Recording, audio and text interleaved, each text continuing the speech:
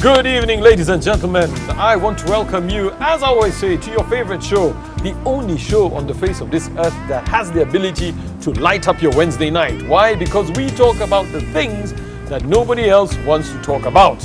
Are they happening? Yes, they are. Are they happening here in Uganda? Yes, they are. Now, tonight we are here at the Hilton Garden Inn. Lovely place, very modern, very posh, and very exciting. And we are talking about the issue of polygamy. To some people, it's a sticky thing. Can a man stay with one woman? I don't know. But the gentlemen and lady will be the ones to tell us. We are blessed to have Pastor Malay in the house. Welcome, Pastor.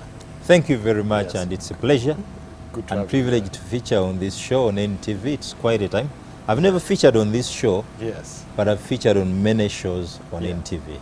Great. Good to have you here. Yeah. Now, I'll start with you.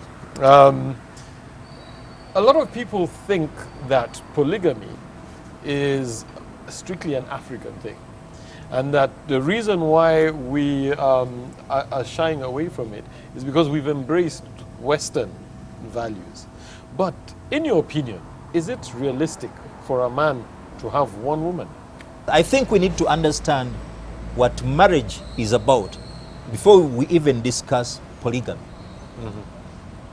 Okay. I'll define marriage from the biblical context, because there is what we call marriage in the legal terms,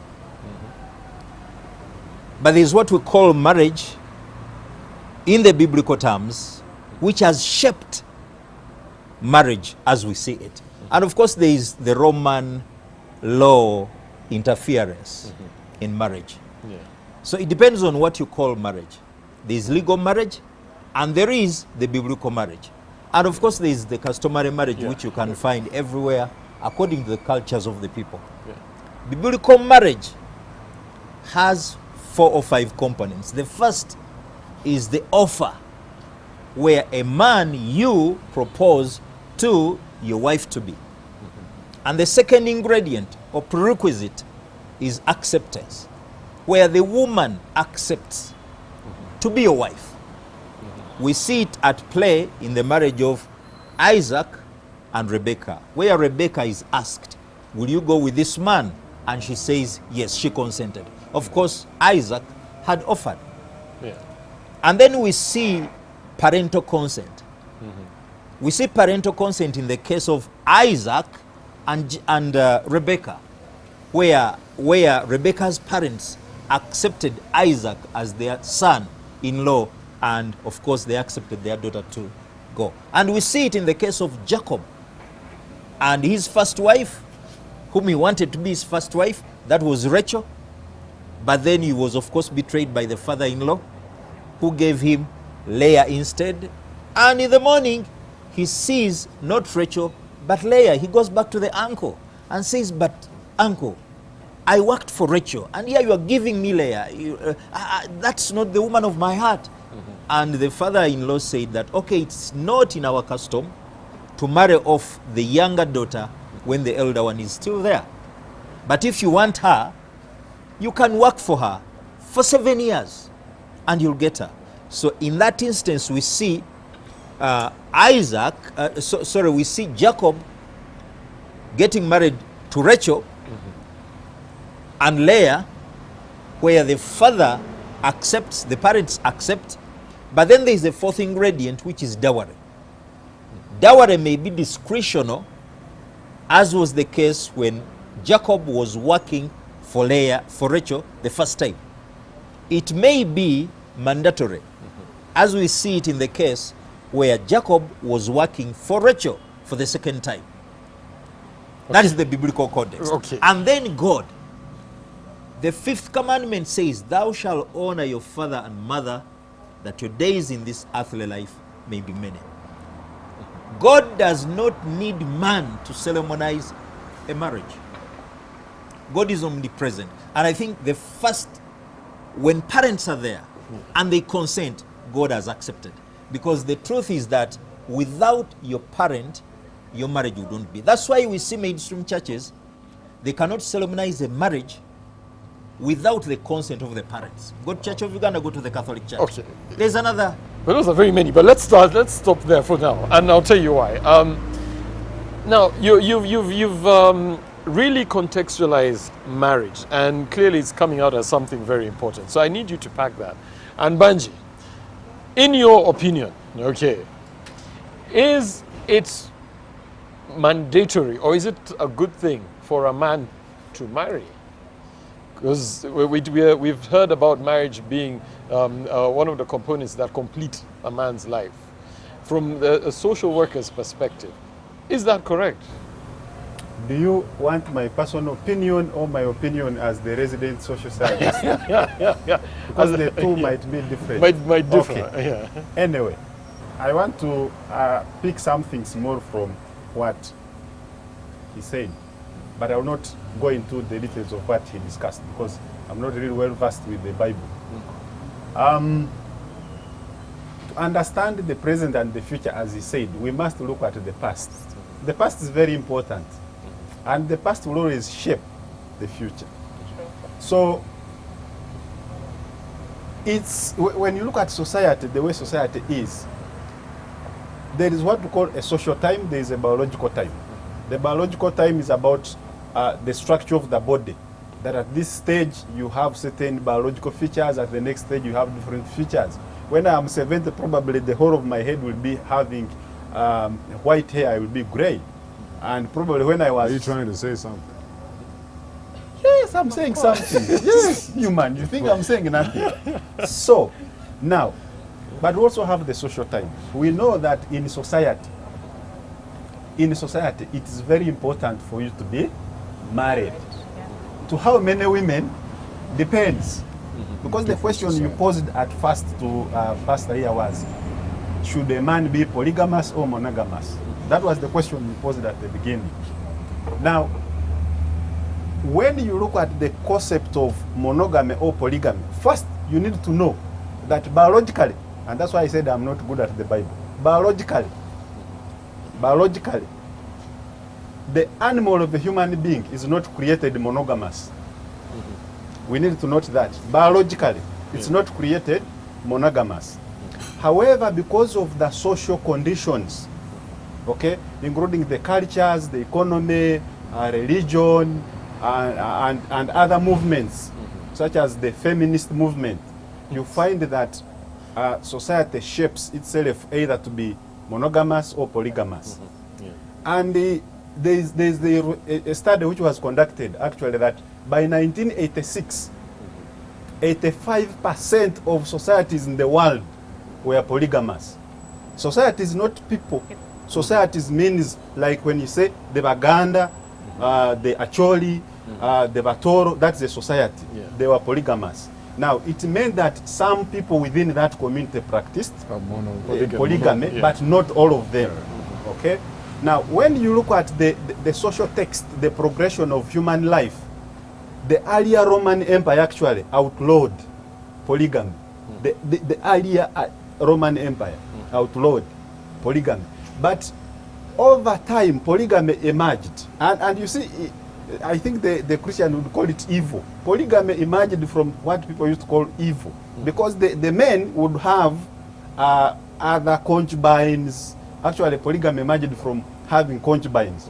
And over time, people would recognize the children, people would start recognizing those marriages. When their original marriages failed, they upgraded the concubines to being wife.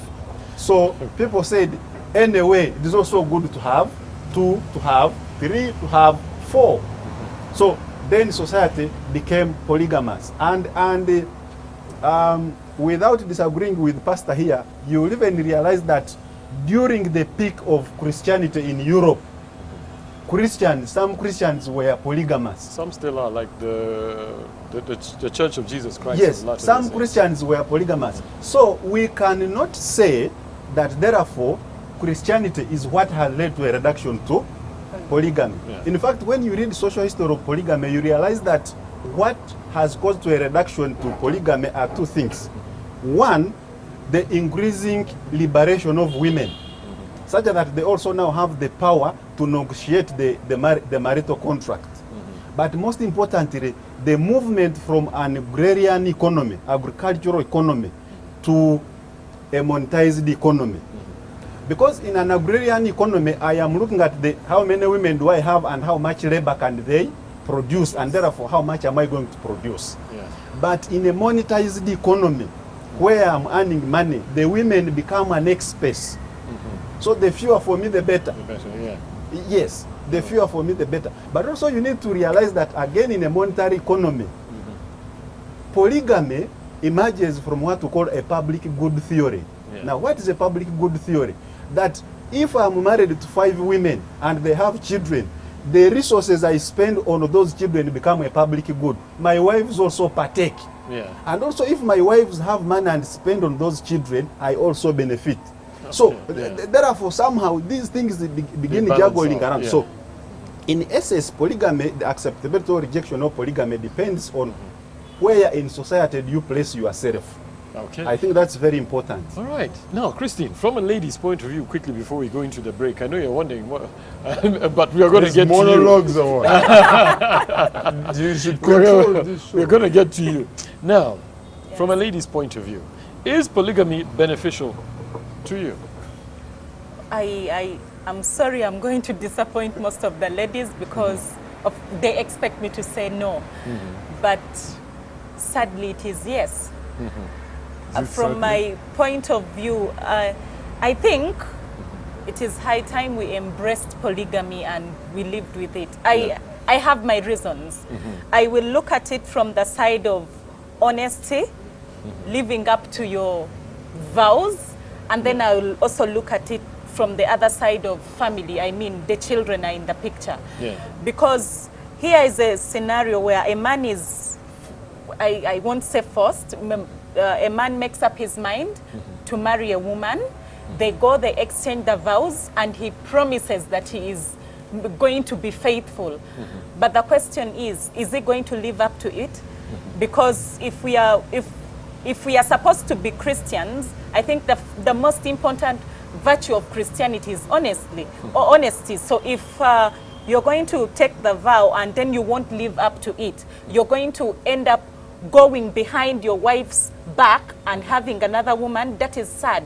I would rather you marry the first one, you put her there, then when you feel it's time for you to have the second one, you tell her, you know what, I have got for you a helper.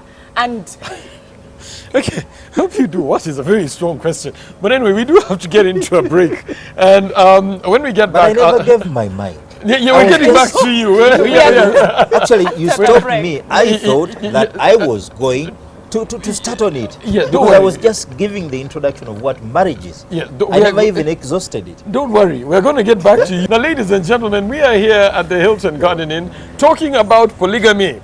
Clearly, there's a lot to be said about it, so don't go anywhere. We'll be right back after the break.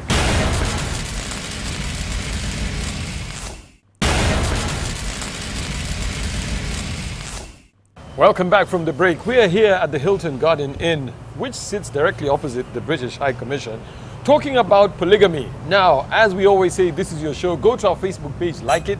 Let's engage in the discussions. Our Twitter handle is NTV MEN UG. Now, polygamy. There's a lot to be said about it. You have often said that a man cannot be with one woman, and that's a fallacy where marriage is concerned. Do you still stand by your words? I stand by that. Polygamy and monogamy can either work. Both of them can work. Depends on a conditional mindset. Like religion conditions us to a mindset of monogamy. yes. But in societies where polygamy is accepted, it can also work.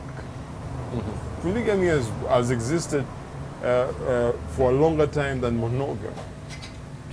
So, in essence, polygamy can still, it can work. It depends with the society you come from.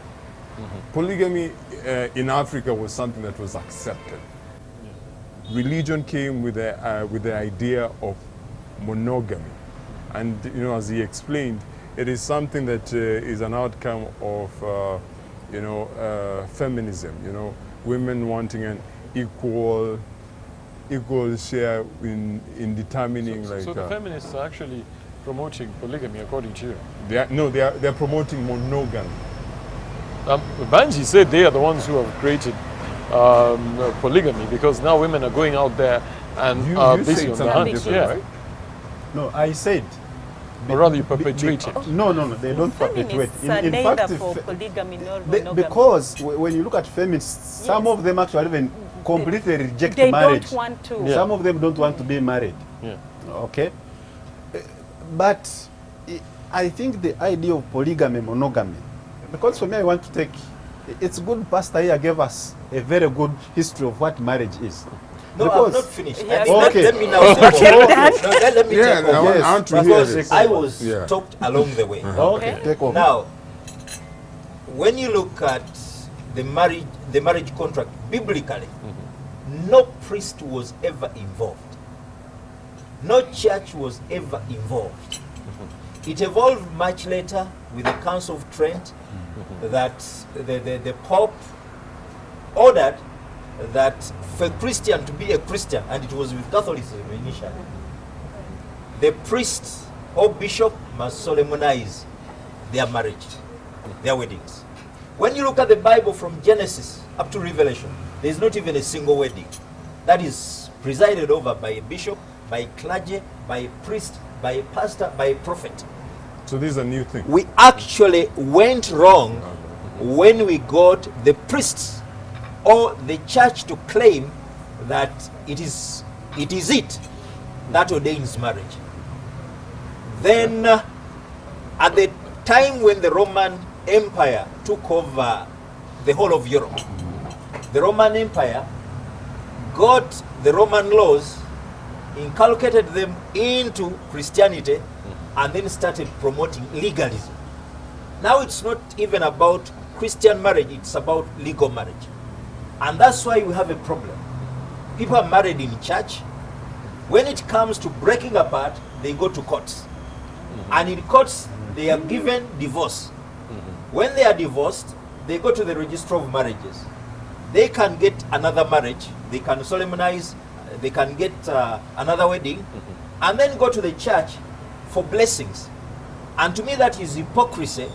When the church says it does not allow divorce and remarriage, yet when you are married, you go to court, you divorce, they can't and then force you get to there. stay together. No, listen to me. Yeah. I'm getting there. It is hypocrisy. Burying heads in the sun. There is a problem. And what is the problem? We've taken on what we cannot manage.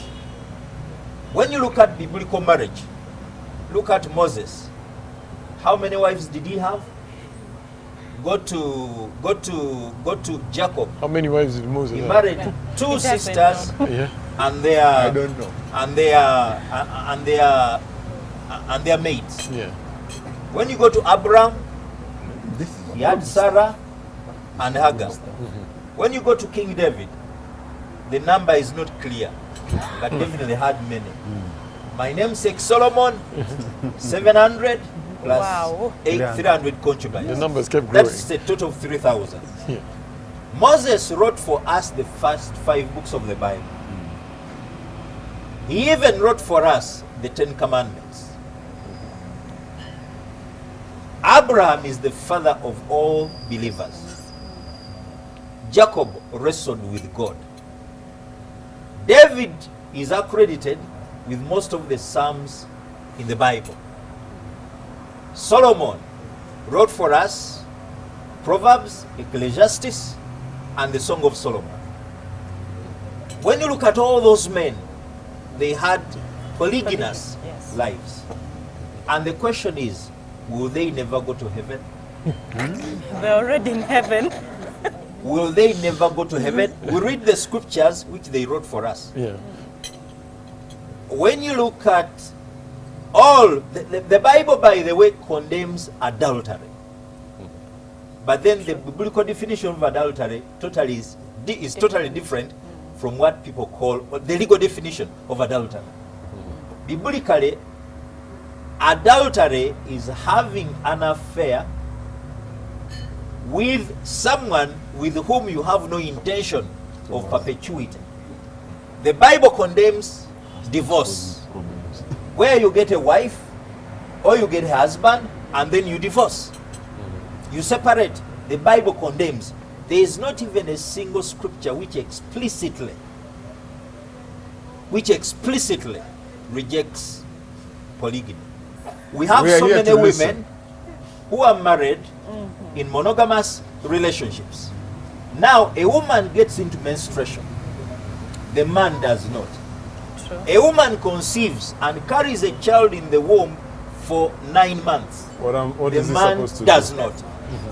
A woman, many women are practicing family planning, which totally destroys sexual urge in women.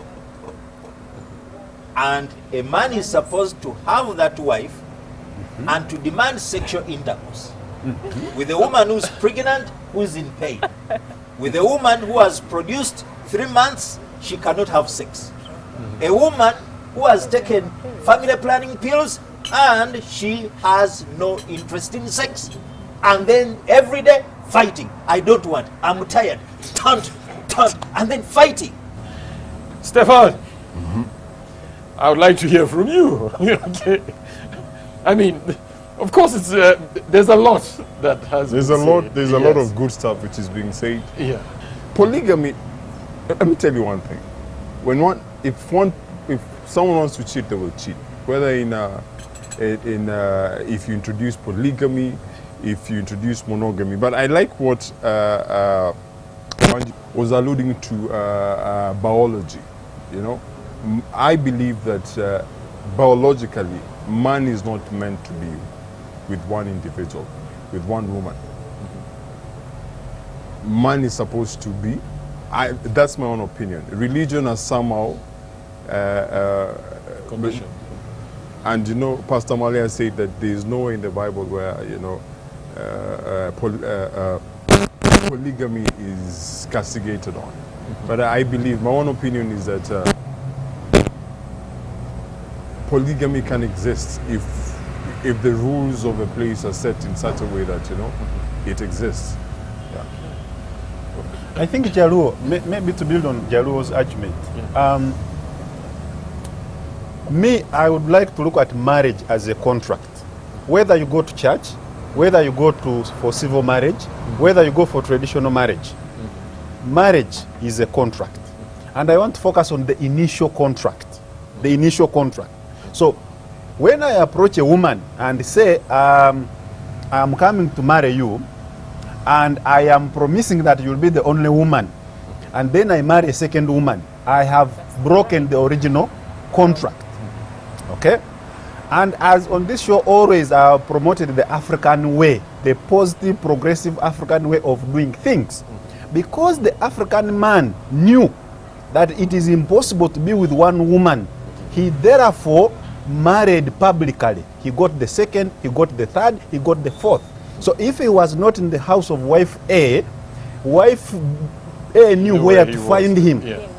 And he would not do other things outside this. Whenever he felt like having, sex with a woman, he married her. He brought her into his house. She became his official woman. And things were in the open. You understand? So I don't want people in the society out there who claim and say they are Christians that you go before God. And I fear the power of God. Because even the African God, I fear them.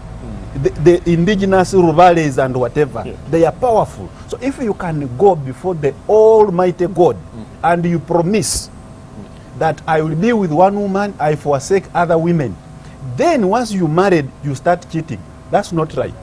Okay? It's not right. So I think we need to stick to things that we can manage. Yeah, okay. You've talked about cheating, and Pastor, I know you want to say something. I'm coming to you.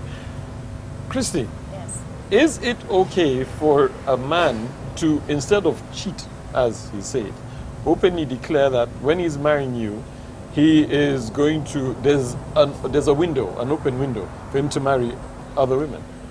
I think that would be the best way to go. But the problem is women love to be lied to a lot.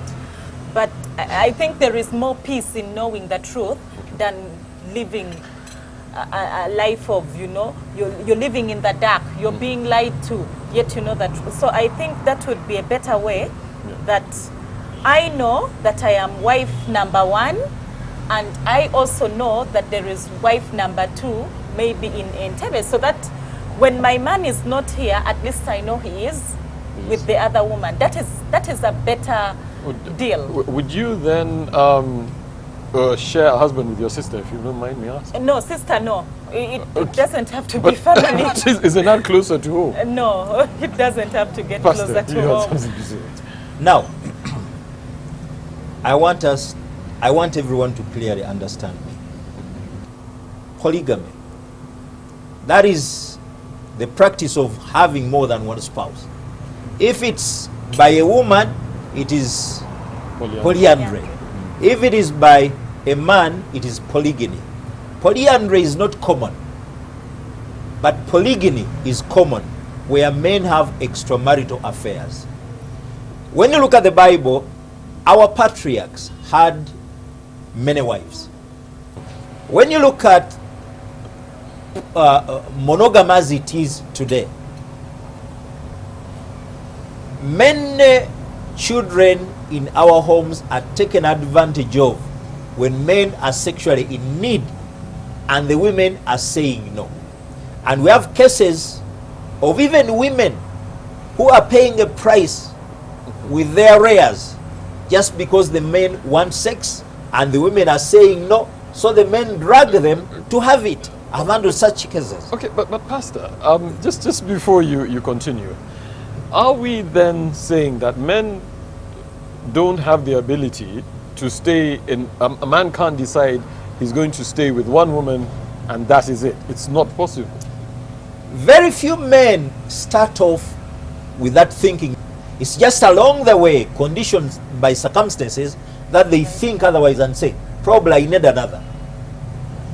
If factors remained constant as at the time when they encountered their first relationship, those men would be faithful and they would stay in that relationship without any extramarital affairs. But circumstances that crop up compel many to look elsewhere for sexual activity. Stefan. Except that many do it silently. Some do it openly or publicly. And when you look at our counterparts, the Muslims, who do it publicly, there is lesser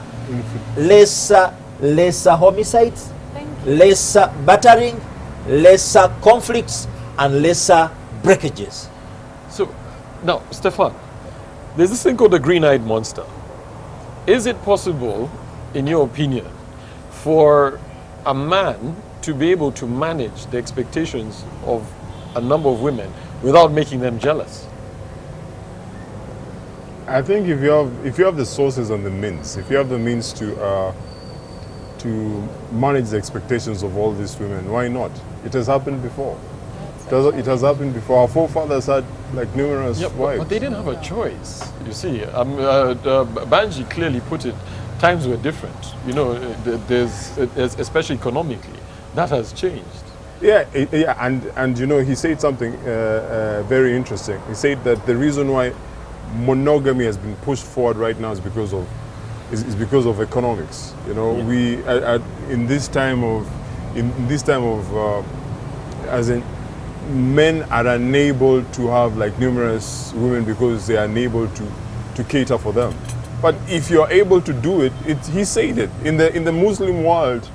In the Muslim world, polygamy is accepted publicly, and it has less friction. However, according to Islam, you are told that if you can only marry if you are able to take care of them, yes, yeah. Because again, yes, that takes us to the original question. Now, the number of wives you can have is related to the economics of your wallet. It's actually an economic question. It's not a religious question. Yeah. It's not a social question. Because It's now, because if you have, when you have money, the market of marriage, the marital market, dictates that a man who has more money attracts more women. True. Right. And the man who has less attracts less women. The opposite is also true. A woman who has more money attracts more men. And the one who has less attracts few men. Because you're gonna keep However, asking, yeah. because for over millennia, over centuries, women have it is the man who chooses in most societies how many women to marry. Even when a woman has as much money, she's more inclined to be with one husband. And then you, the poor man, you will stay monogamous because you don't want to miss the milk that the woman brings. Otherwise, if you had the potential, you would. Okay. And finally, you need to know that in the marriage market, there is a point of equilibrium. The point of equilibrium exists where the man always offers a woman a contract that benefits him as opposed to the woman. Okay. There's Now we something that I need want we do need to get into a There's break, something and that- we'll start with you as soon as we get back from the break. Now we are here at the Hilton Garden Inn talking about the issue of polygamy. Is it something that all men have to do, or is it a choice? Don't go anywhere. We'll be right back after the break.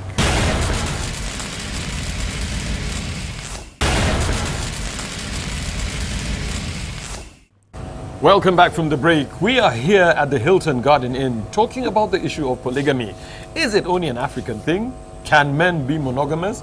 Well, some ladies say that they can be with other women, but not with their sisters. I don't know why.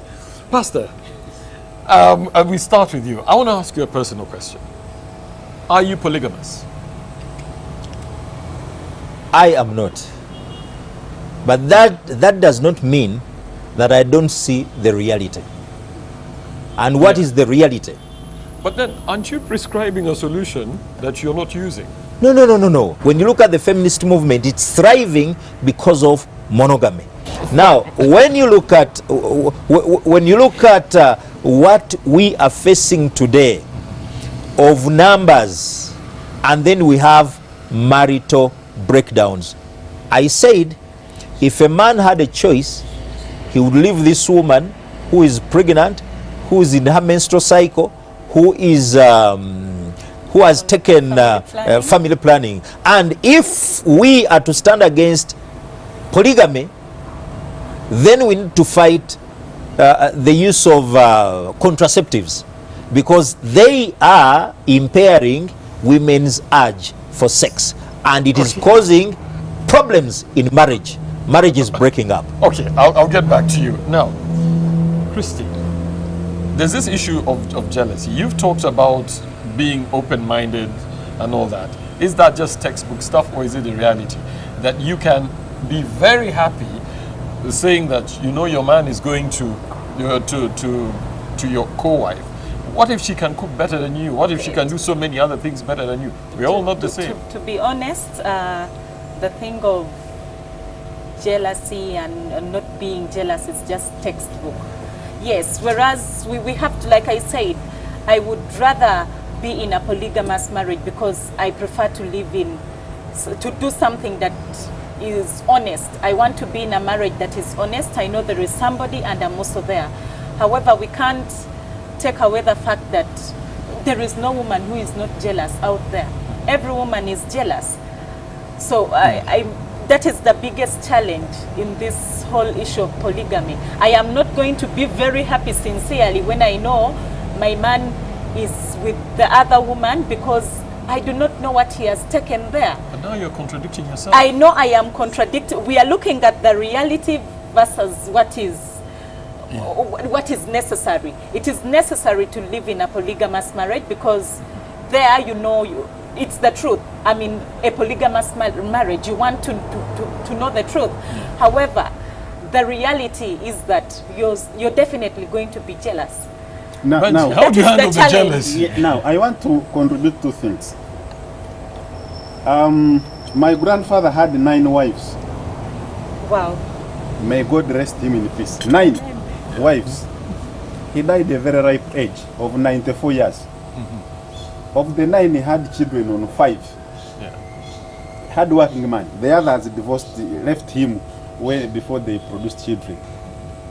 But you see, one thing I learned from him, I was still young, he was in his later years. he used to say that not all his 5 women have the same qualities. He likes them for different qualities. Oh, yes. One was so good that if he wanted to sleep quickly, he would go to her bed. She would sing for him, I don't know, and he would fall asleep. The other one was so good at looking after the children that she raised almost the children of the other women. She was good at that. The other one was good at working on the farm. So in polygamy, you have variety. What misses in woman A, you get in woman B. What is not in A and B, you get in C. What is not in A, B, C, you get in D. You see the equation? So because every young man, when you are young, you have an ideal woman that you want. But she can't be in one package. Okay? Monogamy forces you to accept that package which is incomplete. And I'm not saying if you are monogamous, you abandon your trade. If your values can accept and accommodate monogamy, then so be it. I think that's what Pastor is putting across also. But the other thing I really wanted to add on this argument is that when you are having a discussion about also polygamy, you know, it shouldn't be about whether this woman will be jealous or not. No, jealous is brewed when you do things under the carpet. But when people are in public, you be jealous of who? Jealousy is conditioned. Jealousy. In a system like Islam, where She doesn't even, but even Muslim women get jealous. If it is public, we're in a polygamous relationship, why would someone get jealous? You know that this is It's real, even it's worse happening. when it's in a polygamous So marriage. to me, jealousy to a certain extent is conditioned, and all these things boils down to condition. If you condition it in this society that we agree that polygamy is accepted, then what? But don't you think it's not fair to speak on behalf of the women? Of the Because women. for You a know, man, and I'm that's talking about perfect. That's what conditioning. you think. If you condition it, they will not see it as a problem. No. There is something that I want to add. Yes. They are what we call marriage expectations or marriage expectations. You start a journey when you have expectations from each other. When those expectations fail, then problems start. What usually happens is people fail to cope. And when it comes to marriage, in a monogamous setup, what I've seen is that many women tend to become big, become equals. Comfortable, yes. And then the men try to disengage, and in disengaging, wanting to get out of the fire, they try to seek for comfort, and in getting that comfort, they get into those other relationships. It's wrong to call that adultery, because adultery biblically is when you have an affair with another person without the intention of perpetuity that you are going to stay together permanently. But if you have that permanency in polygyny, then we call that polygyny. We call that polygamy. Yes. Now, there's a difference between polygamy or polygyny and adultery. The Bible condemns adultery. It doesn't explicitly condemn polygyny. Jesus said, "Thou shalt not divorce." Actually, if polygyny was okay, it hadn't been phased out or compelled to be out of Christian setup, because there is a total difference between Christian marriage today, which is legalistic. You are married in church, you divorce in court, you can remarry at the register of marriages, and then you walk back into the cathedral for blessing. That is hypocrisy. Now, if marriage had remained as it was, we wouldn't see these cases of someone actually fighting to divorce or fighting to kill off, because if it is for better, for worse. Yeah. What people do, if they fail living together, then they look at means of either breaking up, or if they cannot break up, killing each other, exterminating each other, so that they can gain the freedom and have another affair. We've reached that point in the show where we do have to wrap up.